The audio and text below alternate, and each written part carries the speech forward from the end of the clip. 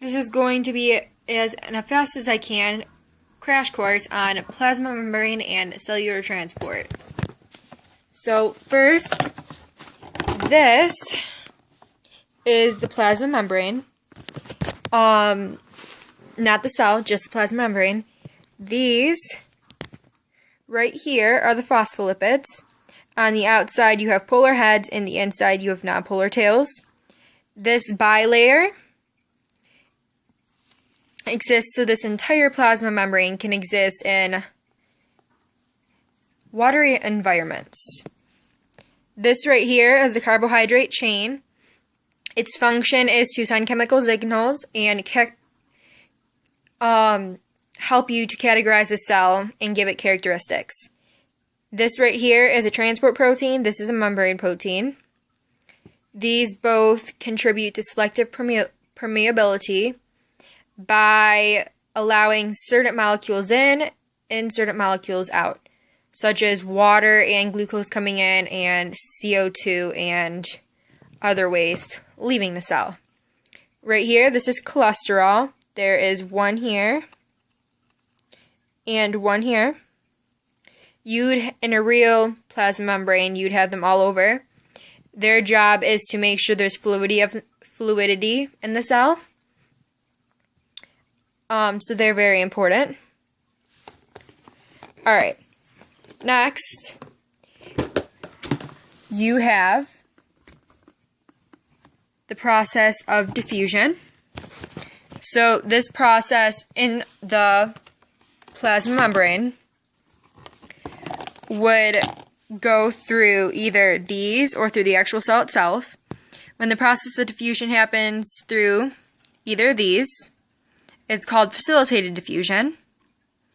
And when it goes through the cell itself, it is just regular diffusion. Now, what diffusion is it's when you have a group of molecules here and they need to be evenly distributed. So it's just the process of them diffusing. For example, if you sprayed perfume, it would spread out throughout the room and then everybody would be mad at you. So you have that. Then you have, let's see, dynamic equilibrium. So during the process of diffusion, the dynamic equilibrium would be when you have equal amount of cells or molecules inside the cell and outside the cell. So that's that. And then selective permeability is when you have certain molecules coming in the cell, certain molecules out. It's a big focus of that. Now, osmosis is like diffusion. It's just the process of water molecules going in and out of the cell. Except for water molecules, unlike others, go from concentrations of lower to higher. Now, through these transports, you have two types of ways things can transport. This can be through active or passive. Passive has to use ATPs for energy in order to allow things go through, whereas passive is the opposite. You don't need that. Now, there's three types of ways these can be based on the concentration, outside, inside, and just the cell all the way around. That will cause the cell to do different things.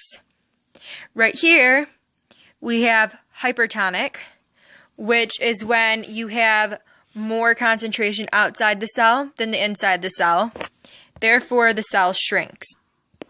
Over here, you have hypotonic, which is when you have more concentration on the inside of the cell than the outside of the cell.